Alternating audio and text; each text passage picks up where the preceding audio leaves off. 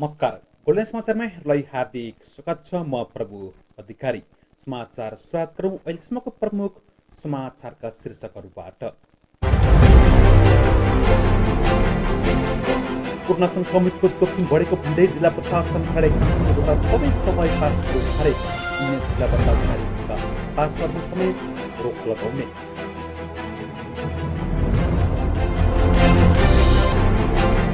रोजगारीमा लगानी बढाउने गरी बजेट ल्याउन सरकारलाई अर्थविदहरूको सुझाव। रोजगारी सृजना गर्न कृषिलाई व्यावसायिकरण गर्नुको विकल्प नरहेको जिकिर।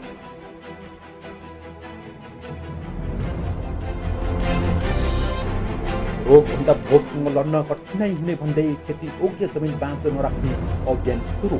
जमिनको सदुपयोग गरी बेरोजगार युवालाई स्वरोजगार बनाउने वातावरण बनाइदिन प्रतिबद्धता। र कोरोना भाइरसको कारण विश्वभर 2,97,000 भन्दा बढीको ज्यान गयो। 44,22,000 भन्दा धेरै संक्रमित।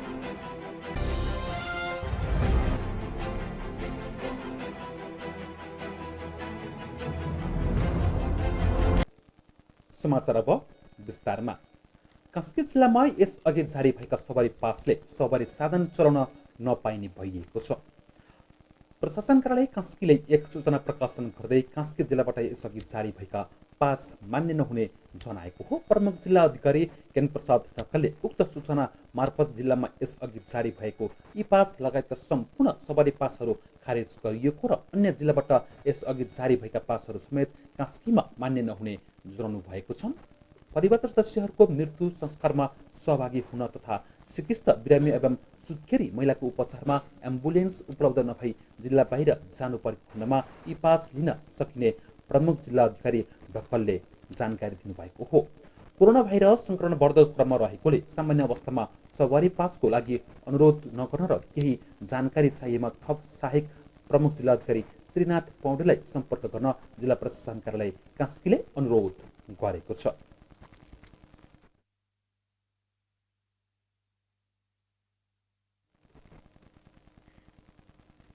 नेपालमा हालसम्म 22,667 जनाको PCR विधिबाट कोरोना परीक्षण गरिएको स्वास्थ्य मन्त्रालयले जनाएको छ।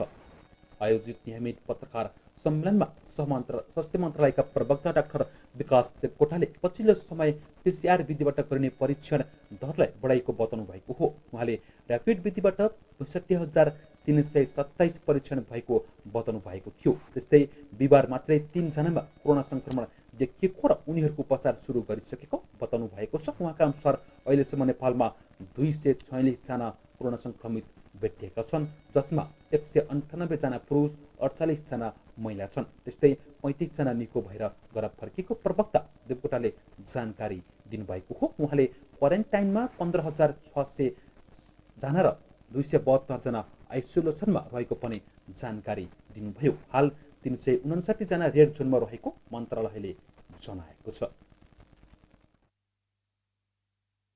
नगरपालिका वडा नम्बर 13 अन्तर्गत पर्ने विभिन्न फलफुलका र तरकारीका बजार समितिका हाताहरू, विभिन्न व्यवसायीहरू, ढुवानीसँग सम्बन्धित व्यक्तिहरू, सरसफाई गर्ने व्यक्तिहरूलाई केन्द्रित गरी 300 जना बढीको PCR र 700 जना बढीको RDT गर्ने लक्ष्य सहित स्वास्थ्य तथा जनसङ्ख्या मन्त्रालय अन्तर्गतका सम्बन्धित महाशाखा र नेपाली सेनाका स्वास्थ्यकर्मी सहितको टोलीहरू सो स्थानमा परिचालन भएको छ। र संक्रमितहरूको विवरण दिन चाहन्छु। आज 3 जनामा काठमाडौँका 32 वर्षीय पुरुष, कपिलवस्तुका 6 वर्षीय महिलाको राष्ट्रिय जनस्वास्थ्य प्रयोगशालामा, त्यसै गरी नवलपरासी पूर्वका 49 वर्षीय पुरुषको भरतपुर अस्पतालको प्रयोगशालामा परीक्षण गर्दा पोजिटिभ देखिए पश्चात कुल संक्रमितको संख्या 246 पुगेको छ, जसमध्ये 198 जना पुरुष रहनुभएको छ भने 48 जना महिलाहरू हुनुहुन्छ। 35 जना निको भएर घर फर्किसक्नु भएको छ। संक्रमितहरू विभिन्न प्रदेश र जिल्लाका हुनुहुन्छ।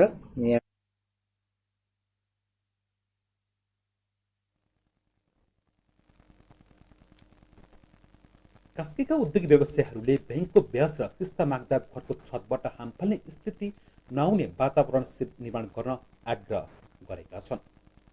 कास्कीका उद्योगी व्यवसायीहरूको छाता संस्था नेपाल यातायात व्यवसाय राष्ट्रिय महासङ्घ जिल्ला समन्वय समिति कास्की, पोखरा उद्योग वाणिज्य सङ्घ पोखरा, पर्यटन परिषद नाट्टा गण्डकी प्रदेश, निर्माण व्यवसाय सङ्घ कास्की, कास्की हेभी इक्विपमेन्ट व्यवसाय सङ्घ, गण्डकी ट्रक यातायात व्यवसाय सङ्घ र नेपाल पर्यटक यातायात व्यवसाय सङ्घले संयुक्त रूपमा पत्रकार सम्मेलन जारी गर्दै विश्वव्यापी महामारीका रूपमा फैलिएको नोभेल कोरोना भाइरस कोभिड-19का कारण सर्जित भयावह स्थिति चलिरहँदा बैंकबाट ब्याज र किस्ता तिर्न ताकेता हुन थालेको भन्दै यसबाट पार लगाउने नीति सरकारले नल्याए उद्योगी व्यवसायी घरको छतबाट हाम फाल्ने स्थिति आउने बताएका हुन्। यस्तो स्थितिमा नआउनका लागि सरकारले लकडाउनको समय अवधिको किस्ता र ब्याज छुट वा पछि तिर्ने व्यवस्था गरिदिनुपर्ने उनीहरूको भनाइ छ। पत्रकार भेटघाटमा 6 बुँदे ध्यानाकर्षण पत्र समेत सार्वजनिक गरिएको थियो। अब लकडाउन खुल्ने बित्तिकै ताकेता गर्नु चाहिँ मिडियाको प्रचार प्रसारले गर्दा पनि राज्यलाई ध्यानाकर्षण हुन पुगोस् र हामीलाई चाहिँ केही धैर्य धारण गर्ने चाहिँ व्यवसायलाई आधार बनोस् भन्ने कुराहरू तपाईँसँग अनुरोध गर्दै लगानीबाट 3 नम्बर निजी क्षेत्रको लगानीबाट सञ्चालित यात्रुवाहक तथा मालवाहक सवारी साधनहरूको जाँचतासबाट इजाजत तथा पत्र तथा सवारी नवीकरण शुल्क समेत सवारी कर, वार्षिक कर छुट, वार्षिक आयकर शुल्क छुट गरियोस्। 4 निजी क्षेत्रबाट सञ्चालित उद्योगी व्यवसायहरू आबद्ध श्रमिकहरू पारिश्रमिक भुक्तान गर्न नसक्ने अवस्था रहेको हुँदा सामाजिक सुरक्षा कोषमा रहेको रकमबाट उपयुक्त पारिश्रमिक व्यवस्थापनका निम्ति आवश्यक पहल गरियोस्। 6 हेभी इक्विपमेन्ट सञ्चालन गर्ने व्यवसायहरू सञ्चालन गर्ने अब नेपाल यातायात व्यवसाय राष्ट्रिय महासङ्घ जिल्ला समन्वय समिति कास्की, पोखरा उद्योग वाणिज्य सङ्घ पोखरा, पर्यटन परिषद नाटा गण्डकी प्रदेश, निर्माण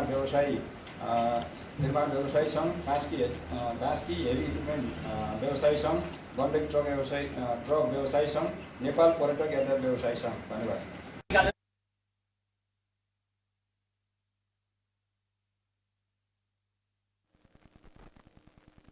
अर्थविदहरूले रोजगारीमा लगानी बढाउने गरी बजेट ल्याउन सरकारलाई सुझाव दिएका छन्। सिंहदरबारमा बसेको संसदको अर्थ समिति बैठकमा उनीहरूले आगामी बजेटमा खर्च कटौती गरी रोजगारीमा लगानी बढाउन सरकारलाई सुझाव दिएका हुन्। त्यस्तै उनीहरूले र उत्पादनशील क्षेत्रमा लगानी बढाउन पनि सुझाव दिएका छन्। बैठकमा अर्थविद चन्द्रमणि अधिकारीले रोजगारी सिर्जना गर्न कृषिलाई व्यावसायीकरण गर्नुको विकल्प नरहेको बताउनु भएको थियो। उहाँले लकडाउन हुने पूर्व सङ्केत पाउँदा पनि सरकारले त्यसको तयारी नगरिकन अर्थतन्त्रमा समस्या देखिएको बताउनु भएको हो।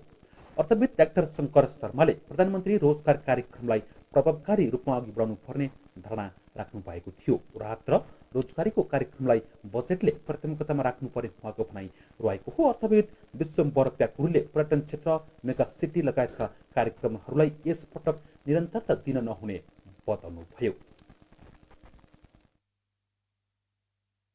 अलिकति मैले यो हामी त अहिले के भयो भने सुरुमा हामीलाई माघमा हामीलाई नोकडाउन गर्यो, यसले माघमा नोकडाउन गर्यो टक्क है।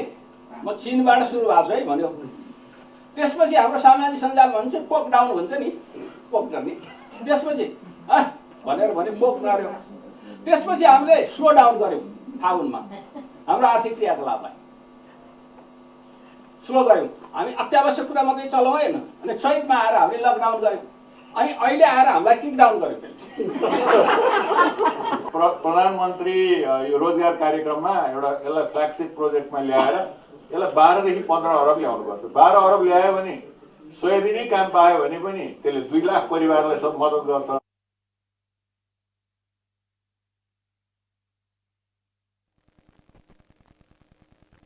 प्रधानमन्त्री केपी शर्मा ओलीले नेपाली भूमिमा भारतले अतिक्रमण गरेर सडक बनाएकोले तत्काल वार्ता गर्न भारत तयार हुनुपर्ने बताउनु भएको छ।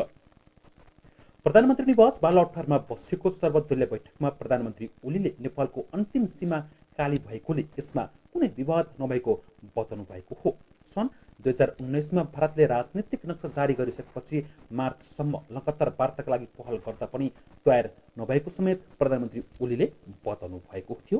प्रधानमन्त्रीले पुर्खाले लडेर बनाएको अथवा बचाएको भूमि अडेर फिर्ता ल्याउन समेत बताउनु भएको छ। प्रधानमन्त्री ओलीले भारतले यो समस्या समाधानका लागि जुन तहमा वार्ता गर्न चाहन्छ त्यही तहमा नेपाल तयार रहेको जानकारी पनि बैठकमा गराएको जानकारी गराइएको छ। बैठकमा संसदमा प्रतिनिधित्व गर्ने दलहरूले तत्काल भारतसँग वार्ता गर्न सरकारलाई सुझाव दिएका थिए। काङ्ग्रेस सभापति देउवाले काली नदी पूर्वको सबै भूभाग नेपालको भएको भन्दै समस्या समाधानका लागि सरकारले भारतसँग पहिलो एक्लै र त्यसपछि भारत र चीनसँग त्रिपक्षीय वार्ता गर्न सुझाव दिनुभएको थियो। बाटो बनाएको छ भारत र चीन दुवैले चाहिँ मोदी भारतीय प्रधानमन्त्री चीन जाँदाखेरि चीन र भारतको बिचमा चाहिँ नि लिपु लेकलाई नि नाका मारेको हुनाले नाका मारेर बाटो पनि बनिएको हुनाले दुवै देशलाई चाहिँ हामीले यो यसको लागि यो नेपालको भूमि हो, नेपाललाई वास्तव किन कुरो दुवै देश नेपाललाई हामीले भन्ने र वार्ताद्वारा समाधान गर्ने हो, दुवै देशसँग कुटनीतिक प्रयास गर्ने हो। र साथसाथै एमसिसीवाला कुरा जो हो त्यो पास गर्नुपर्छ भने मैले त्यहाँ कुरा उठाएको हुनाले पूर्ववर्ती सरकारले गरेका निर्णयहरू नमान्यो भने भोलि कसैको निर्णय मानिँदैन। त्यस कारणले पूर्ववर्ती सरकारले गरेको निर्णय एमसिसी नेपालको हितमा छ। अमेरिकाको सबैभन्दा यो समस्याको समाधान गर्न सकिने हुनाले सरकारको ध्यान त्यस विषयमा पनि पुगोस् भन्ने सुझाव छ।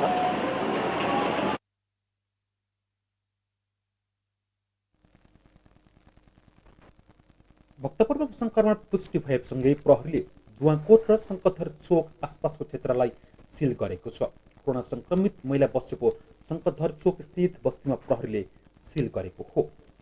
नगरपालिकाले सूचना जारी गर्दै बिहिबारबाट नगरलाई सिल गरेको र अत्यावश्यक सामान खरिदका लागि मात्र हिँडडुल गर्न पाइने उल्लेख गरेको छ। भक्तपुरको सुन्दर चोकदेखि शङ्करधर चोकसम्म मानिसलाई हिँडडुलमा रोक लगाइएको थियो। संक्रमित बस्दै आएको क्षेत्रमा बासिन्दाको ट्रेसिङ समेत सुरु गरिएको मध्यपूर्वी नगरपालिकाका मेयर मदन सुन्दर श्रेष्ठले जानकारी दिनुभयो। त्यसै गरी संक्रमित सशस्त्र प्रहरी बस्दै आएको दुवाकोटको घरमा पनि सिल गरिएको छ। बस्तीभन्दा अलि पर रहेकाले एक घरलाई मात्र सिल गरी सशस्त्र प्रहरीले सुरक्षा दिइरहेको उहाँले जानकारी दिनुभएको छ। उहाँका परिवारको पनि शव सङ्कलन र परीक्षणका लागि टेकु अस्पतालमा पठाइएको जानकारी गराइएको छ।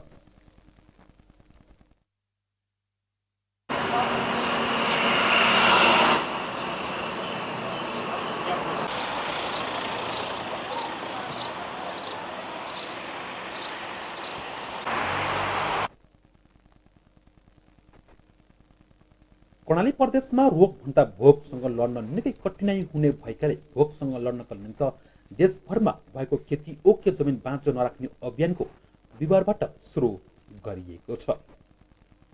श्रम दिवसको अवसर पारेर मुख्यमन्त्री महेन्द्रबहादुर शाहीले अभियानको सुरुवात गर्नुभएको हो। अभियान शुभारम्भ कार्यक्रममा बोल्दै मुख्यमन्त्री शाहीले सके आफैले गर्ने नसके अरूलाई दिएर पनि खेतीयोग्य जमिनको सदुपयोग गरी जति सक्दो बेरोजगार युवाहरूलाई स्वरोजगार बनाउने वातावरण बनाउने उहाँले बताउनु भएको हो। कर्णाली प्रदेशमा कृषि उत्पादनमा ह्रास आएको भन्दै आर्थिक वृद्धि हासिल गरेर कृषि उत्पादनमा जोड दिनुपर्ने उहाँले बताउनु भएको थियो। बाँझो जमिनको सदुपयोग गर्ने कुरा सुधारमा युवाहरूलाई स्वरोजगार बनाइने उत्पादनलाई वृद्धि गर्ने उद्देश्यका साथ उक्त अभियानको सुरुवात गर्न लागेको भूमि व्यवस्था कृषि तथा सहकारी मन्त्री बिमला केसीले जानकारी दिनुभएको थियो।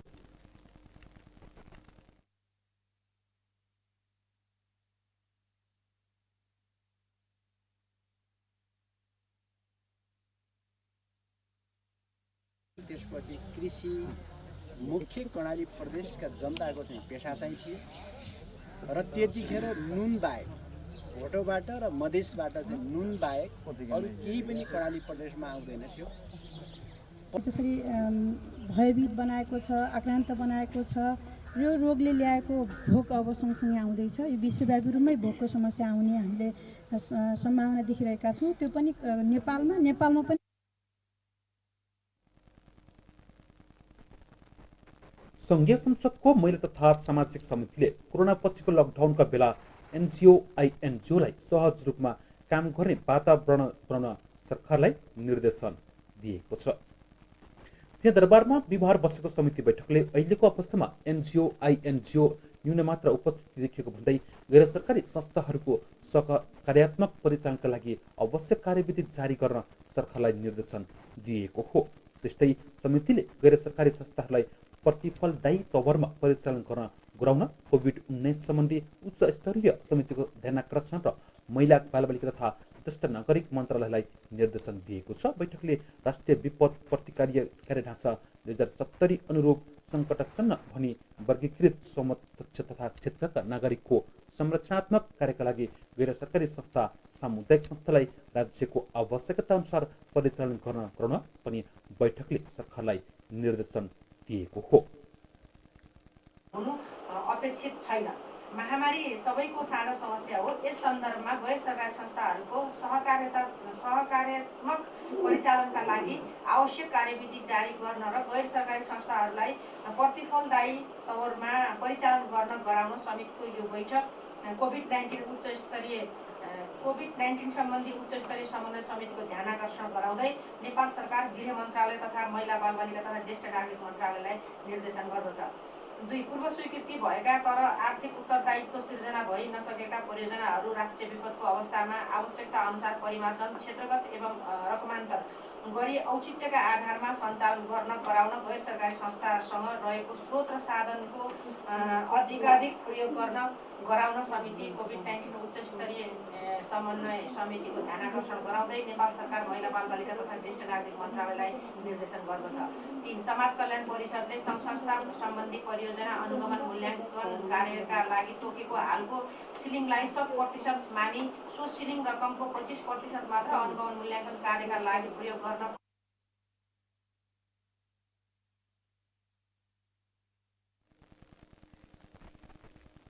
कोरोना भाइरसको कारण विश्वभर 2,97,552 जनाको ज्यान गएको छ। कोरोनाका कारण विश्वमा 44,22,000 भन्दा धेरै संक्रमित भएका छन्। विश्वमा 16,54,000 भन्दा धेरै कोरोना संक्रमित उपचारपछि निको भएका छन्। सबैभन्दा धेरै अमेरिकामा ज्यान गुमाउनेको संख्या 85,000 नागेको छ। अमेरिकामा संक्रमितको संख्या 14,27,000 तोकेको छ। अमेरिकापछि युरोपेली देश स्पेनमा संक्रमण धेरै छ। स्पेनमा अहिलेसम्म 2,71,000 भन्दा धेरै संक्रमित छन्। स्पेनमा 27,100 को ज्यान गएको छ। स्पेनमा सबैभन्दा बढी वृद्ध ठानिएकी 113 वर्षकी ब्रायन एस संक्रमणबाट निको हुनुभएको छ। ब्रायन एसले आफूलाई केयर होमका कर्मचारीलाई निकै माया गरेको र आत्मबलले निको भएको बताउनु भएको छ। बुलेट ओटोमिटरका अनुसार रुसमा 2,42,000 संक्रमित छन् भने 2,212 जनाको ज्यान गएको छ। त्यस्तै भारतमा संक्रमित हुनेको संख्या 78,000 नागेको छ। भारतमा 2,551 जनाले ज्यान गुमाएका छन्।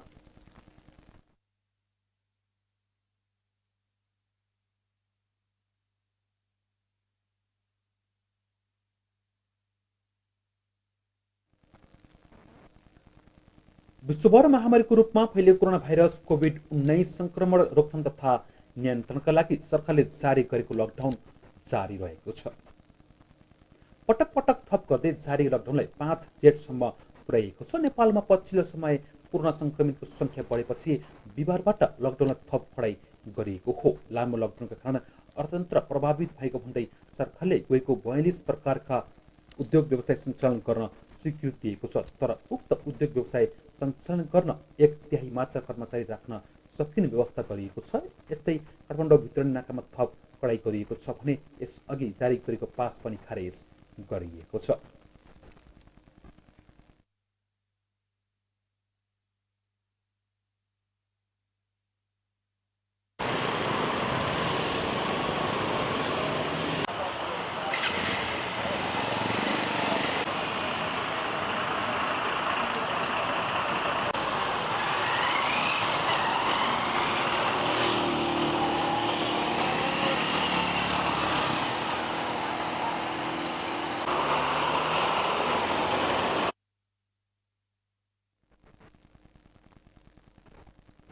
यो समाचारसँगै अहिलेलाई कुनै समाचार यति नै। जान जाँदै अहिलेसम्मको प्रमुख समाचारका शीर्षक पुनः एकपटक। कोरोना संक्रमितको जोखिम बढेको भन्दै जिल्ला प्रशासन कार्यालय कास्कीद्वारा सबै सवारी पासहरू खारेज। अन्य जिल्लाबाट जारी रहेका पासहरूमा समेत रोक लगाउने।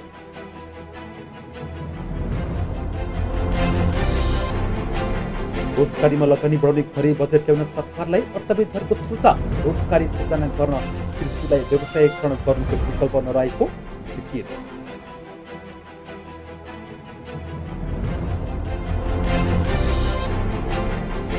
रोगभन्दा भोगसँग लड्नु कठिनाइ हुने भन्दै खेती योग्य जमिन बाँझो नराख्ने अभियान सुरु।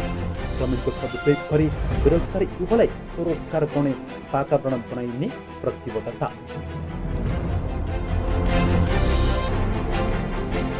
र कोरोना भाइरसको कारण विश्वभरि 2,97,000 भन्दा बढीको ज्यान गयो। 44,22,000 भन्दा धेरै संक्रमित।